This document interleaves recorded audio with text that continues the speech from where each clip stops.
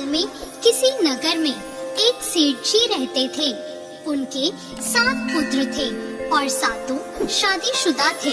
सातों पुत्रों की बहुओं में सबसे छोटी बहू सबसे ज्यादा विदुषी, सुशील और संस्कारी थी।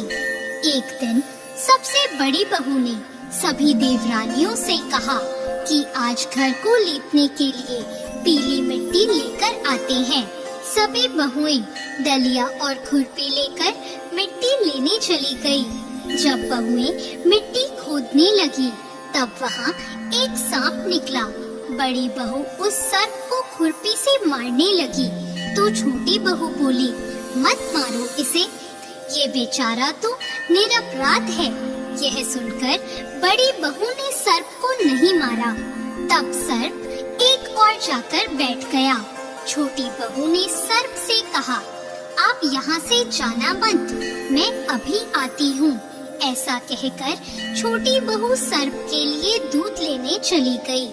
घर पहुंचकर वो अपने कामों में लग गई और सर्प को किया वादा भूल गई।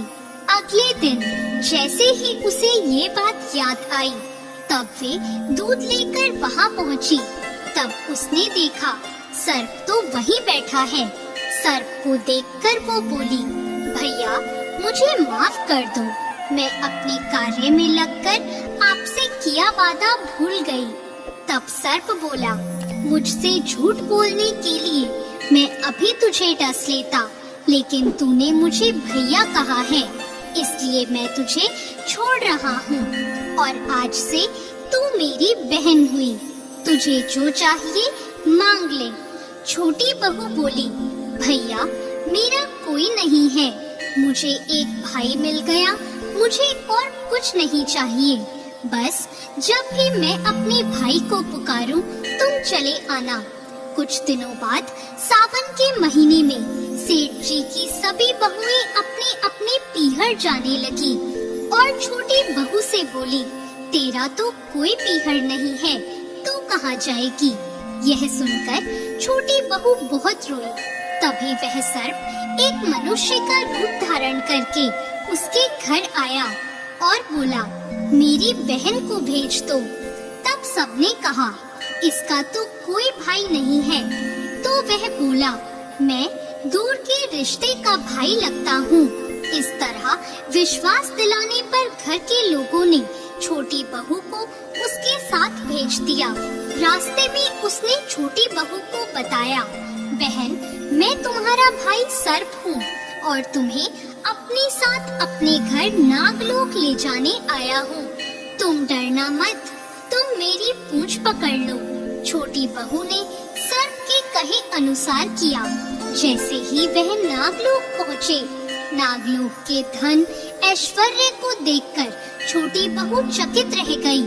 सर्प उसे अपनी माता के पास ले गया और बोला, माता ये मेरी बहन है, इसने मेरी जान बचाई थी और यह कुछ दिन हमारे साथ रहने आई है। सर्प की माता ने छोटी बहू को गले से लगा लिया। अब वह वहाँ खुशी खुशी रहने लगी। वहाँ शेषनाग के बहुत छोटे छोटे बच्चे जन्मे हुए थे। वह रोज देखती कि माँ सभी को रोज दूध ठंडा करके घंटी बजाती। घंटी की आवाज सुनकर सभी बच्चे वहाँ आकर दूध पी लेते थे। एक दिन वह माँ से बोली, माँ आज मैं दूध ठंडा कर देती हूँ। अभी दूध ठंडा भी नहीं हुआ था कि उसने जल्दबाजी में घंटी बजा दी। घंटी की आवाज सुनकर छोटे छोटे सांप दौड़ पड़े। दूध पीते ही कईयों के फन जल गए। सभी सर्प बोले, हम इसे डसेंगे, परंतु माँ के समझाने पर बच्चे मान गए।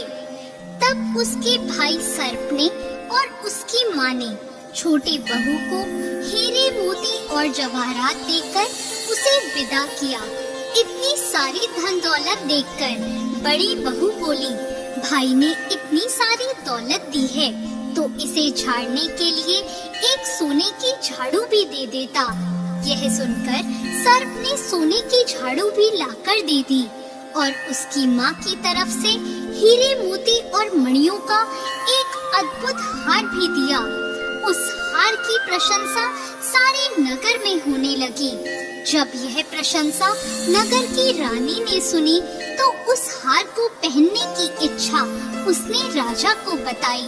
राजा ने तुरंत अपने सैनिकों को वह हार लेने भेज दिया। राजा के डर से सेठ जी ने छोटी